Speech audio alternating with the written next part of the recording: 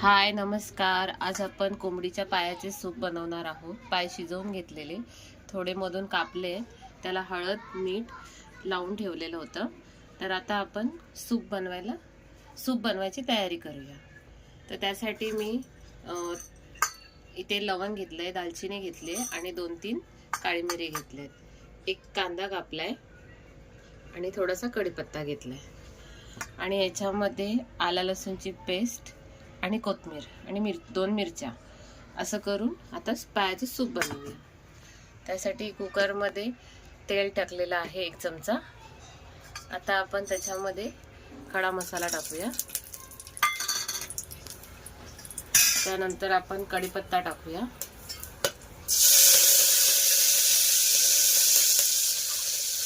आता कांदा टाकूया.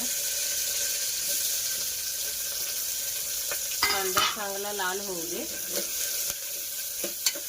लाल थोडा ब्राउनिश रंगाचा झाला पाहिजे. साधं सूप बनवतोय आपण, सर्दी खोकला होतो त्यासाठी. चांगला लालसर करून घेऊया.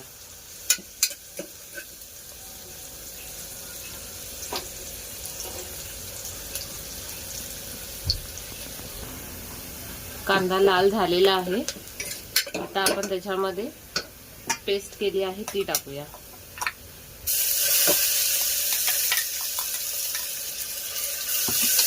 थोडी परतून घेऊया.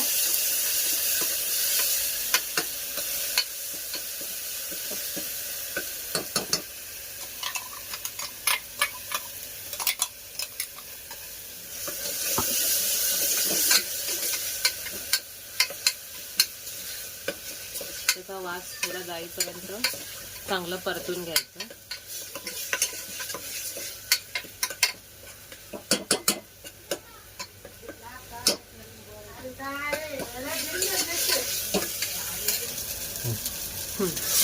चांगलं परतलं आहे.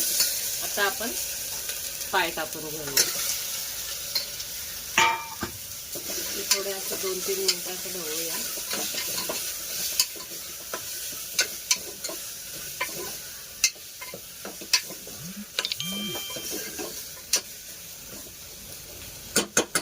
तर त्यात आपण पेस्टच पाणी होतं त्यात टाकलं आहे. आपल्याला जसं पाहिजे तसं पाणी टाकून घेऊया.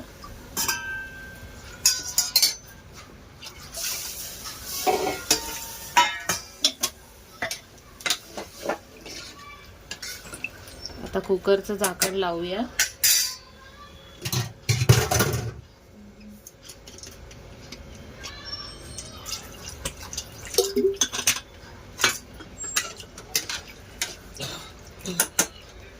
थोडं मीठ बरोबर आहे का?